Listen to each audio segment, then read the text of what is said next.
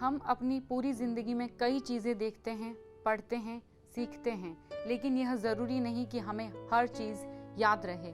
लेकिन जो काम हम एकाग्रता के साथ करते हैं वह हमें हमेशा याद रहता है। कंसंट्रेशन कम होने के बहुत सारे रीज़न्स होते हैं।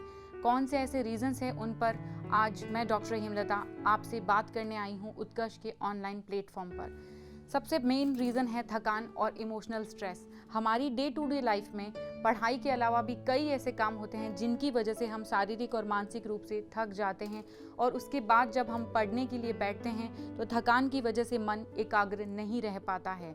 नींद की कमी से भी हमें एकाग्रता से रिलेटेड समस्या हो जाती है। आज के टाइम में लगभग हर व्यक्ति के पास अपना फ़ोन है।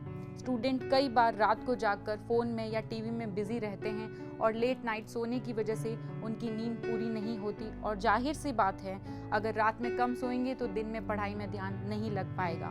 परीक्षा के समय स्टूडेंट देर रात तक पढ़ाई करते हैं और सोचते हैं कि उन्होंने बहुत ज़्यादा और अच्छी पढ़ाई की, बल्कि ऐसा नहीं होता। वो नींद की कमी की वजह से परीक्षा में अपना अच्छा प्रदर्शन नहीं कर पाते हैं। ठीक से खाना नहीं खाने पर भी एकाग्रता पर असर पड़ता है। हमारे शरीर और दिमाग के लिए संतुलित और पौष्टिक भोजन बहुत ज़रूरी है, और यदि हम ठीक समय पर ठीक से खाना नहीं खाएंगे तो हमारे शरीर में कमज़ोरी होती है, जिसके कारण थकावट भी जल्दी महसूस होती है और हम किसी एक चीज़ पर फोकस नहीं कर पाते हैं, और फिर चीज़ें समझने में और याद करने में समस्या होती है।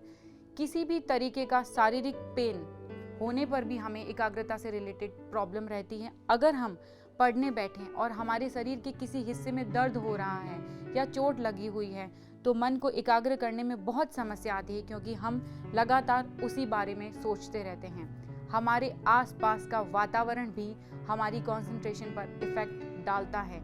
जैसे कि आप पढ़ने बैठें और अचानक से कोई आपको कोई काम बता दे, या पड़ोस में कहीं शोरगुल होने लगे, या आपकी कोई मनपसंद फिल्म टीवी पर आ रही है, तो ऐसी परिस्थिति में मन एकाग्र करने में बहुत कठिनाई होती है। इन सामान्य परेशानियों के अलावा सबकी अपनी पर्सनल परेशानियां भी होती हैं, जिसका इफेक्ट हमारी कंसंट्रेशन पर पड़ता है।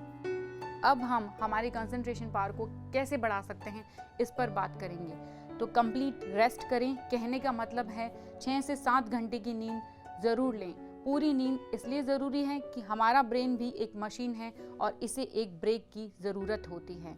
कोई भी काम प्लान बनाकर करें, बिकॉज अगर हम प्लानिंग से काम करेंगे तो हम कभी भी डिस्ट्रैक्ट नहीं होंगे।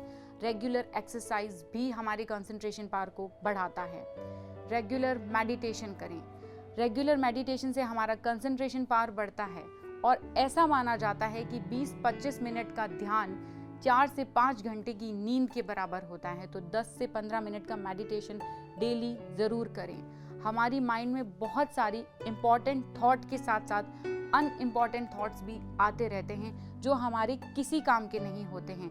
मेडिटेशन से हम इन अनइम्पॉर्टेंट थॉट्स को कंट्रोल कर सकते हैं। आप एक 30 से 40 मिनट का अलार्म सेट कीजिए और जो भी काम कर रहे हैं उस पर फोकस कीजिए, और कोशिश कीजिए कि टाइम ख़त्म होने से पहले वो काम ख़त्म हो जाए। इस एक्सरसाइज में न सिर्फ आप सचेत रहेंगे बल्कि अपने काम में भी ध्यान लगाए रखेंगे, और इससे आप अपना टाइम मैनेजमेंट भी सुधार सकते हैं। हमेशा याद रखिए, आपके लक्ष्य की अंतिम सफलता केवल आपकी एकाग्रता ही होती है। धन्यवाद।